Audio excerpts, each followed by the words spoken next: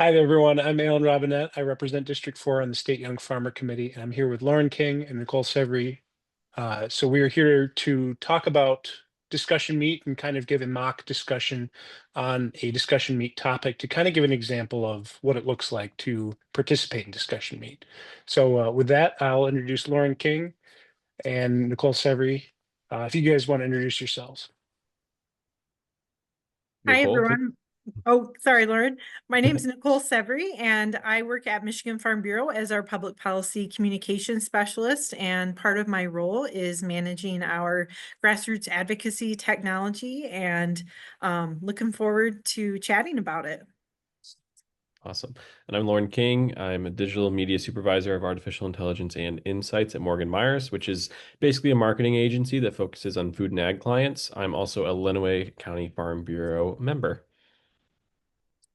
So kind of how we're going to format this is I'm going to be introducing the discussion meet topic, and we're going to just discuss it like we normally would in discussion meet. So the topic today is technology has made the world more interconnected than ever, creating new avenues for communication with policymakers. How can digital engagement be leveraged to effectively connect Farm Bureau members with their local, state, and national elected and appointed officials?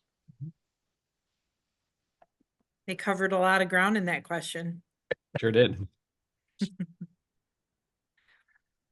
Well, so as we live in a more increasingly digital world, I'm often reminded of, the ability to connect with our lawmakers is not just a face-to-face meeting anymore. I think it's a great place to start. It's very, very valuable to have that face-to-face interaction, not just with their legislators, but with their staff. And so I find that one of the best ways to really connect is starting off with a face-to-face interaction, getting the contact emails for their staff, because as we all know, the way to a legislator's heart is through their staff. And if we can really cultivate a relationship, whether it's over email or social media or something, that to really keep in touch and follow up with these staff members, that there's really a lot of ground to be made with these people as we try and advocate for agriculture. I agree. Farm Bureau's definitely come a long way in terms of broadening what we're able to offer members in terms of digital engagement and visiting with lawmakers. Obviously, there are always members who are comfortable having those in-person meetings, whether it's in Lansing, in Washington, D.C., or on their farm. But we also recognize that there's a lot of folks who want to engage from a distance, whether that's chiming in on a particular issue or maintaining contact, just via email with their legislator. That engagement looks a little bit different for everyone, but we want all of those kinds of engagement because that's really what is going to um, help them to craft policy and implement policy that benefits farmers and benefits agriculture and also protects us. So really looking forward to the conversation. And Nicole, you bring up a good point about it being multimodal, if you will, coming at it from different directions. Legislators are receiving messages in many different ways. It's no longer just a letter or hope that you're going to run into them at a coffee house event. Really, we're at the point where public official is very, very public. Media, emails, YouTube videos, reaching out on their website and their contact forms, Facebook messages. I mean, these are all ways that I've interacted with legislators. They're all ways that they're using to get a pulse on the conversation. And a big piece of this is reflecting basically where they're coming from, whether that's local, state, or national. You want to have a good idea of what your constituents are talking about, what they care about, especially in agriculture. We tend to have a good pulse on things. We're very impacted by the weather and by the markets. And so being constant and current on that, building those conversations, being comfortable to engage, even when the waters can look a little deep from a digital perspective, whether that's social media being taken out of context or needing to master new technology, it's still worth the effort because that's where the voices will be heard. One way too that I think of specifically Farm Bureau's role in connecting us digitally is I had a recent example where there was a national story about an agricultural topic, and I was contacted by a reporter to comment on it. So very clearly, this reporter reads Michigan Farm News and then reaches out to a farmer for comment. And, you know, we're not the only ones that read these stories. And when it gets re-reported, it reaches far more people than just the people interested in agriculture, especially with secondary reporting that makes its way to lawmakers. And so, yeah, I think there's ways that we don't realize that we can connect, even when it's not us that starts the conversation. Yeah. That's a great point. And I think it also speaks to Lauren's comment earlier on transparency. They're more accessible now Mhm. really than ever. And whether it's live streaming state house and Senate committee hearings, House and Senate session where you're watching the votes or even some of the budget conversations, but not only are you and I getting more access to that, but to your point, the media. And so they have at their fingertips who testified, what they said, and they're connecting the dots too. Yeah, I occasionally like to check in on the Senate Ag Committee YouTube channel and just watch some of the live discussions that come out of it. They're pretty illuminating, and it's a good way to get an idea of what's being spoken on our behalf and what's being represented of our beliefs actually in, a public record. But from that, public officials very engaged getting all this information, all these different ways.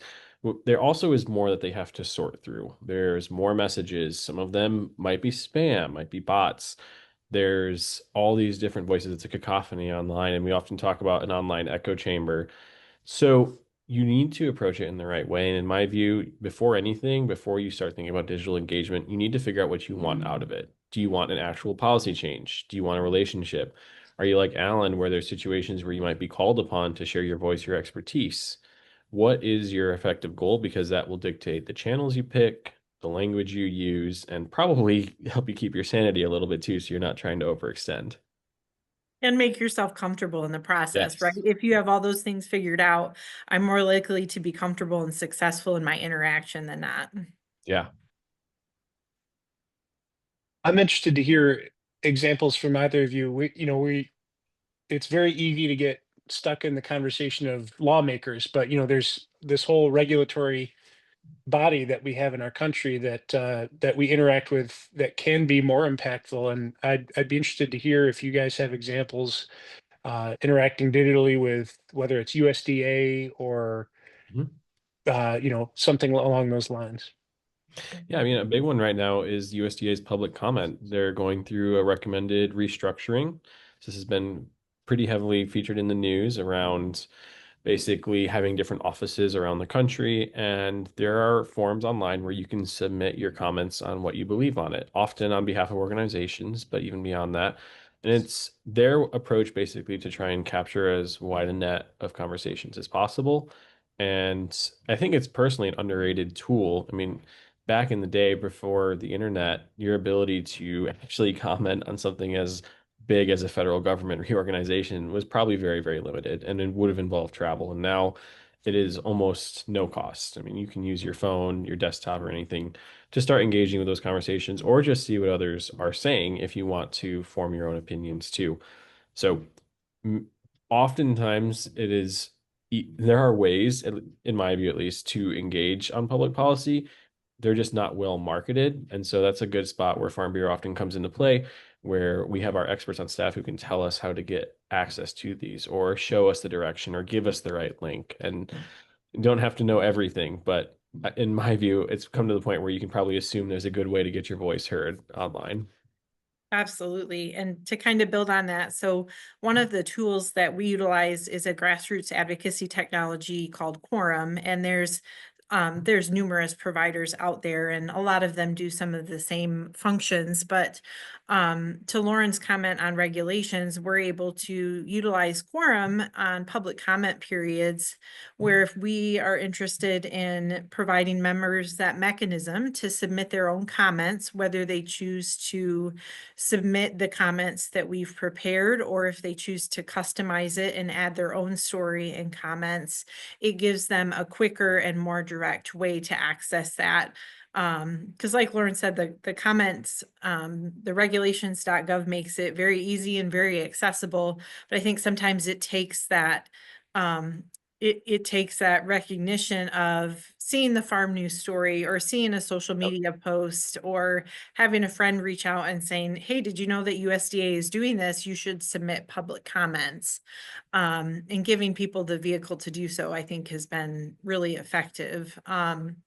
One thing I'll say, and I kind of get really fired up about this, is sometimes there's some folks that can be kind of critical of the tools that enable any group of members or constituents to communicate in mass, right? To send Mhm. hundreds or even thousands of messages. And what I've kind of come to feel over the years is that not only does it those tools complement our in-person work, right? Whether we're talking about the relationships that our county farm bureau members have with elected officials and regulators, or with our government relations team members.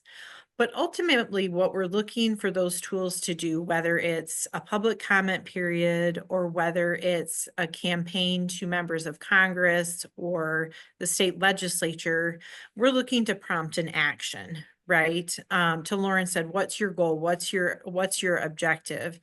And so if by sending those 100 or 1,000 messages, if it prompts that lawmaker to reach out to a county farm bureau member, to reach out to an MFB staff person, to reach out to their friend who's a farmer, or to reach out to their peer in the House or the Senate and say, hey, what do you think about this? How are you planning to vote? What do you think about this amendment? Then I think it served its purpose, right? Mhm. And they've come a long way in terms of letting you customize your messages and really tailor it. But I think at the end of the day, if it prompts that action on that elected official's part, then it's done its job. And you've reminded me of an example of that actually happening. So a few years ago, the Securities and Exchange Commission was looking to limit Scope 3 emissions by requiring reporting. So basically, this would have been businesses that had any interaction with farms would have needed to get information from those farms on their emissions and then include that in their sustainability reporting. And there was a call sent out through American Farm Bureau, basically to send messages to the head of the SEC, and he later met with President Duval of American Farm Bureau, the head of the SEC, did, and said, "Why do I have thousands and thousands of messages from angry farmers about this decision?" Because they didn't even know, like it wasn't even a concept really in their minds. At least that's the way it was presented when that initial rule was proposed. Well, needless to say, that was not included in the final report that came out. Scope 3 was not a required reporting need. So that was right there a direct example that then gave the in-person conversation President Duval had some real firepower and some weight behind it. So acting like digital outreach doesn't have strength is just not reflective of the reality we have today. It really does set things up well. And a part of this, I've been thinking about this a lot. Part of this is a bit of a you're not operating with just one direct line of communication. I mean, you're hitting people with the same message in multiple ways when you're doing advocacy work, and really you're trying to make sure it's remembered. That's a big piece. And so the more ways that we can make our voices heard, the more ways that we have members leaving comments that are not critical but are curious or engaging or just share their perspective, the more members we can have setting up a Zoom call with leadership or a live stream from the cab, get somebody out on a farm tour and just stream their reactions to how a combine actually works. The more times our message is reverberating out across this sphere where we're all engaging and talking all day long. And I think being in the minority, the Mhm. tool has also the tools that we've been using at Farm Bureau has really helped us to gain a following of non-farmers and even non-members who take the time now when we send out an action request campaign, they're taking time to speak on behalf of agriculture with us. And that's something that was much harder to do before. And we saw I sometimes I hate to bring up the pandemic because it feels so cliche, but that's kind of when some of this started in Yep. that, we were able to really leverage some non-farmer voices to help advocate for agriculture during that time. And it's really just continued to snowball, and it's been incredible the support that we've seen in our campaigns from non-farmers who take the time to modify their messages to say, hey, I'm not a farmer, but I agree with this, to speak out on our behalf is really something neat. Yeah. Alan, I want to hear your perspective, though, as somebody who has a bit of a public presence, both through Farm Bureau and just through having a consumer-facing operation. Yeah, well, I think there's a tremendous opportunity that speaks to kind of your example of a farmer in the cab of his tractor Mm. or her tractor, and really just sharing, hey, this is how this is going to affect me, how this new EPA rule or this new law will affect farms. And there's a tremendous desire for people to connect with farmers. There's only 2% of the population of the United States working in agriculture, but the one thing I see in a consumer facing business is people all the time want to find common ground with us as farmers. And there's a tremendous opportunity digitally, whether it's through TikTok or Instagram. I think there's tremendous opportunity for something to go viral. Mhm. This program or this new regulation will impact farmers in this way, and let me show you visually what it will do to me. And that can take off, and if we just keep on that and keep doing that, these social media accounts grow, these posts get massive engagement, or they're capable of doing so. And Yeah. if one thing can break through, that's so much the better. You don't have to have a crazy presence online. So going back to your first point around farmer trust, essentially, there's already research showing that farmers still are more trusted than scientists or influencers or some of the other major voices in conversations today. So use that, leverage it just to speak to your authentic experience.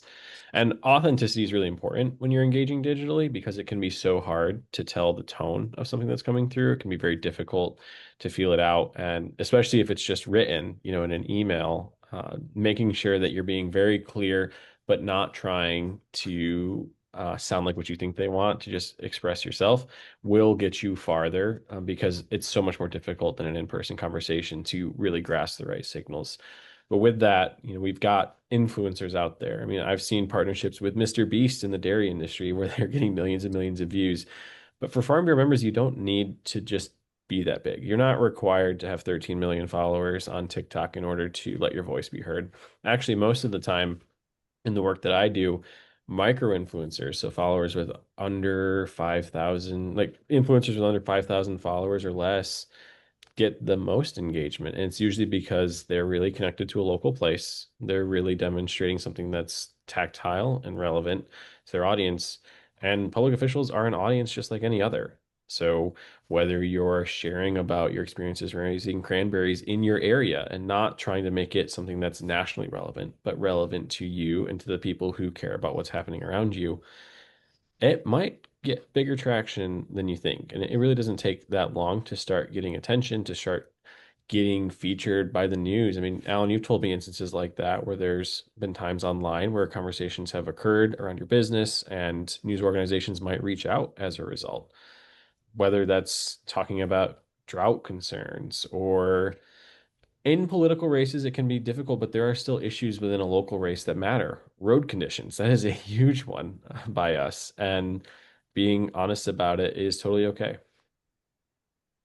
I was also thinking as you guys were talking about that, in a way, social media can sometimes, and maybe I'm just the eternal optimist, with public officials and the influencers, as you say, whether they're micro or otherwise, it's a great place to show a little humanity and Yeah. recognition and appreciation. And I know we all have a lot of feelings about politicians these days, and it's hard conversations and to have that sort of civil discourse. But to just hop on or even say, hey, thanks for visiting my farm. Thank you for taking the time to have a conversation with me, to Mhm. give them that public recognition and appreciation. I mean, at the end of the day, they're human too. Um, I think that can go a long way. Yeah, respect offered often leads to respect given back online. And Curiosity usually takes you a little bit farther. I don't think anybody assumes that you can really get to the bottom of Western water right discussions in a Facebook comment, but you can start. You can start by sharing a brief part of your story. You can start by asking a question. Can you explain your vote a little bit better? We have a lot of elected officials in Michigan who are pretty good about posting to their social channels about the bills that have passed and what their position was, yes or no. Just get used to perusing those to see what's relevant, what's not. Farm Bureau works really hard to make sure that we know what's relevant to ag, but you're also a community member and there are other things going on that you can be cognizant of and just start building a relationship. And personal connections online too. If you're doing an introduction, like if you go to a coffee shop or by us, oftentimes they'll have a local official do hours at a library or something to that effect. Get their email address and say, I want to continue this conversation later. Offer to share a resource. Here's a photo of the devastation my farm faced when the winds were hitting us earlier, and that's why we need emergency aid relief to be passed. Examples like that keep building on and keep you at the top of mind and keep that conversation relevant. I thought of a question that I wanted to ask you both and to see what you've heard or seen. Yeah. So I was at the Ag Media Summit recently, and I forget who the presenter was, but they were talking about virtual farm tours using virtual reality. And I'm not experienced with virtual reality. But I thought, how cool would it be to be able to, I mean, obviously, ideally, we'd want a legislator on a farm, but in the event they can't, how cool would it be to offer farm tours to those individuals through virtual reality? And just wondering if you guys know of anyone who's doing that. After you, Lauren. I was going to say, I have done small versions of it myself with my family's farm. So I have a small 360 camera, and basically the most effective one I had was I mounted it on a planter that had a station on it that you could stand on, and then just followed my dad through planting a field and turned it into a time lapse. And you could put a headset on, just any affordable virtual reality headset, or even hold up your phone with those little cardboard cutouts that you can stick your phone in and look around in 3D like you were actually interacting with the space. It was very affordable to do, and it probably showed a view from inside a field that very few have because it was mounted in a place that even from like a vehicle outside, you're not used to seeing that side of ag. So I think virtual reality can be really impactful. It can be very immersive. There are situations where it's probably going to not be as effective because you can't capture smell. But if you think about politicians who want to go to an ethanol plant, you can't really go into an ethanol plant. There's not much there, but you can add in animations to show what's going on in parts of it, animating machinery or whatever else, in addition to real life visuals of the plant, and make it feel like they're interacting with a system that's maybe not accessible by humans. So I'm a big proponent of that technology, not just for that, but for any advocacy efforts for students, for training. And it's just gotten so much more affordable to do over the past few years. I think there's a tremendous opportunity to show through VR, like what you were talking about. So, for context, I grow apples for a living. And this morning I was picking apples, and we have a need to fix our guest worker visa program in the United States. And I think there's an opportunity to show, like, this is the work I do with a 360 camera, like you mentioned. Yeah. This is what it looks like to do this sort of work. And it's not just something you can put a job posting and have someone who's qualified and capable of doing it. So there's definitely an opportunity there to utilize that sort of thing, especially on a farm like mine. And you've been showing different views too. I mean, I know you've taken several drone photos and videos of your operation, and then I took a few when I was there, but just showing different angles can really open up minds and say, oh, well, I didn't realize that a dairy actually involves all these different things. It's not just dairy cows. There's probably going to be some type of crop production, and there's going to be storage pits, and there's going to be trucks coming in and out. So going beyond what you've seen in kids' books to say this is what a modern operation looks like can be opening. There's eye-opening, that's for sure. There's these rules around developing for social media that are basically that when you're posting content, you want it to inspire curiosity, strong emotion, or education. And that's kind of like the right order to get people to engage. Like people, you watch a video because you're curious about it, or you react because you're either very positive or very negative on what's being shared in a breaking news post. Or in certain cases, you might want to be educated, but that last one is a little bit harder to get people interested in. So tapping into that curiosity by showing a different view, whether it's VR, drones, or just live streaming while you're going along doing your daily tasks, can get an audience pretty quickly. You articulated that very well, Lauren, and it made me think of, like, I've never thought about it that way, but that's definitely what we try to do in terms of our text action alerts. Yeah. And so I'm curious, because I know you're both subscribed to our Yes. text action alerts. I feel known. Yes, I see you out there. Um, what would you say when you see one of those come across? What to you makes the difference in terms of it's one that you choose to participate in or choose not to participate in? Mhm. Mm. Alan, you want to go first? Sure. Yeah. So I can't remember if there may be just one that I did not participate in. I think I've actively participated in all of them, but typically it's policy knowledge. I already have an idea of what's going on because of education from Michigan Farm Bureau ahead of time, and there's a pretty clear explanation of why it's important in the action alert itself. So I feel that there's a good example of why this is necessary, because we don't just Farm Bureau as an organization doesn't just send these out willy-nilly. So the importance is clearly articulated, and we also don't want to overload our lawmakers with just an avalanche of action alert texts based on every little thing. So uh, I would say there's one that I can't remember what it is now, but there's one that I chose not to do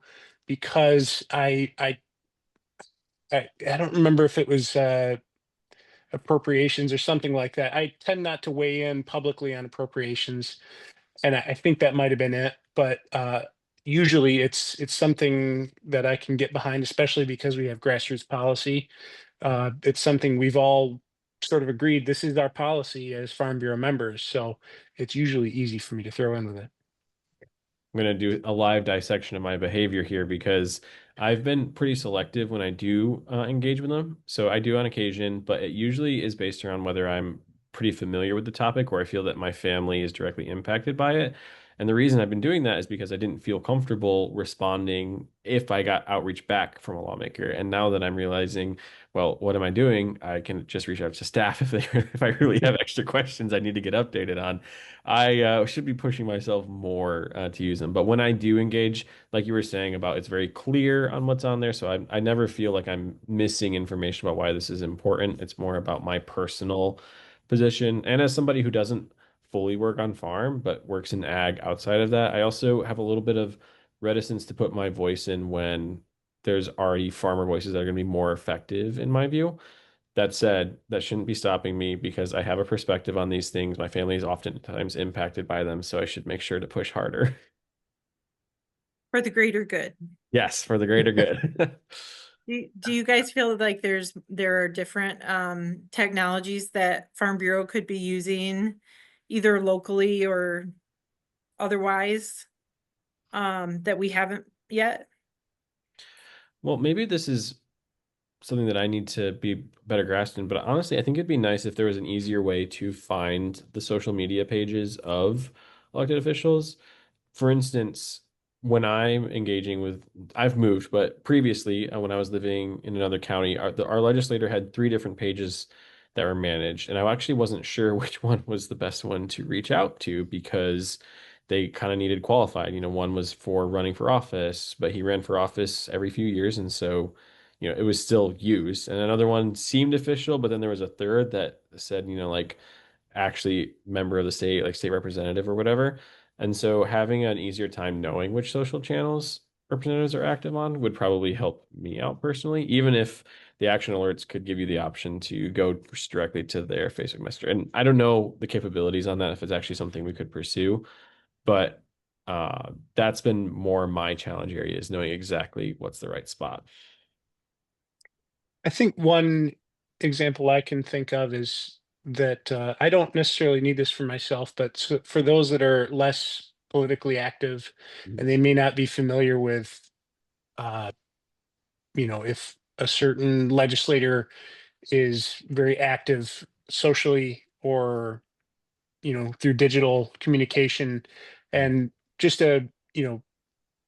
maybe information on who to focus your effort on if you want to get something done, whether it's if there's we have two senators in the state, this one is more active on these issues. That just maybe helpful in that regard. Yeah, and building off that a little bit. So my current representative has basically some bills going out related to drones that are going to indirectly impact agriculture. And I was glad to see those, but I had no idea he had any interest in drones before this. And I'm not sure that that specifically would have been information that I could have known before. Maybe it just is a set of bills that he'd been developing in secret, and it's not really something that he's been connected to as an issue. But as somebody who's a drone pilot and has done a lot of policy work around it, I probably would have tried my outreach to him differently, knowing that kind of contextual information going in. And we have other representatives or senators who are farmers who raise specific crops, So if you raise the same crops, you have a better in. And the right way to get that, I don't really know what it is. And there's obviously only so much you can do to keep track of people's ever-changing talents and time and perspectives. But I would have framed my conversations with my current rep differently, having known that.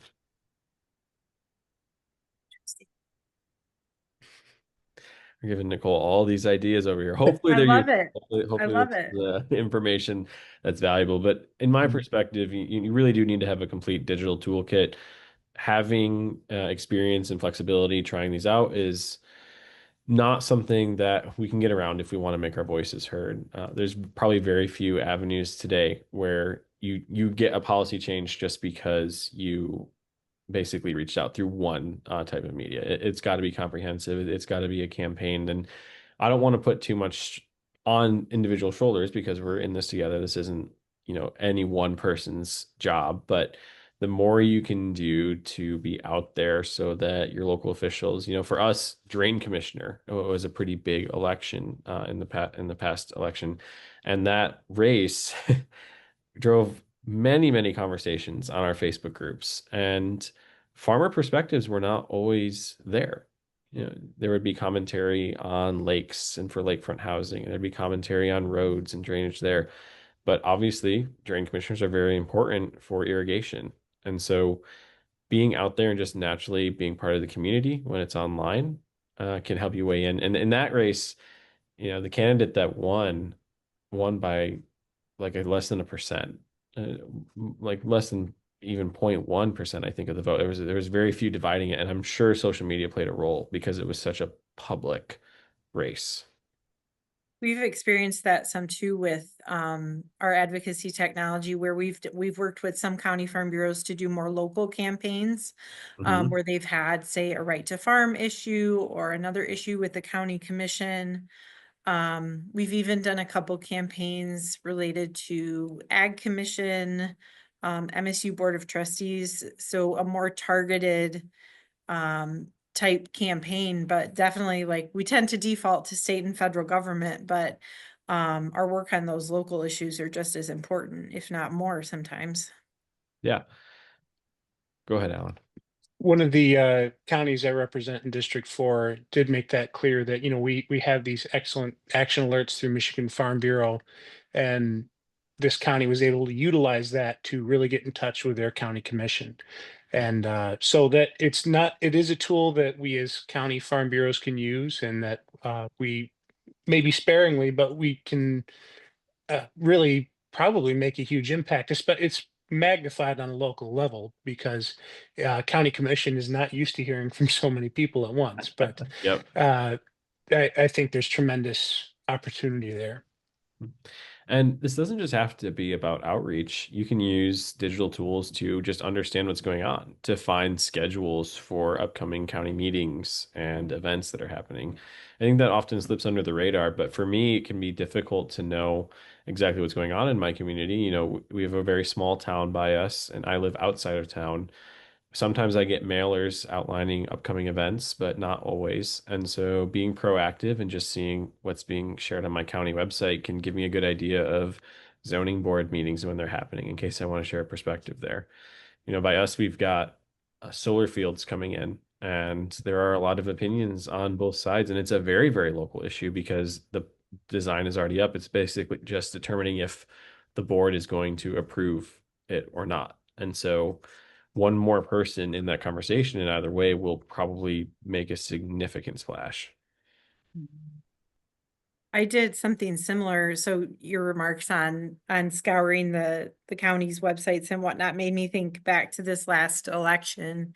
Mm. And I'm in Ingham County, and I just felt like there were a tremendous number of races on the ballot that I felt underinformed. And there are a couple area publications that do put out like a voter's guide, but some maybe didn't have responses from certain candidates. But I found myself scrolling through their social media, scrolling through their websites to try to figure out, okay, what is their voice? Who do they represent? What are their values? What are their positions? And I was getting most of the information that I need all through those channels. So it's really amazing what you can kind of uncover if you just try. That's what my wife and I do when we get our ballots in and we see the names on it. We figure out basically whoever's listed. We'll take time before the election and go through as many names as we can to figure out who said what. Think about like MSU Board of Trustees. I don't know any of these people. And I know a little bit about the process to get them elected, but normally they're not very public facing figures with a lot of attention. However, they usually have a website that outlines some of why they want to be a trustee, and that really, really helps. You know, in the last election, for example, there were those who wanted to restore their swimming program, which was a big topic at MSU. There were others who were looking at educational reform or board reform itself. And depending on what you're looking for, getting that information quickly can really change which spot you're filling in on the ballot. Well, as we're finishing up our time here, I think we've had an excellent conversation with a lot of actionable items that we can really bring back to our counties, specifically through our public policy committees, through our county farm bureaus. I think there's tremendous opportunity to really broaden our engagement with elected officials and regulatory officials. So I want to thank both of you for your time today and lending your expertise to this conversation. Thanks, Absolutely. Alan.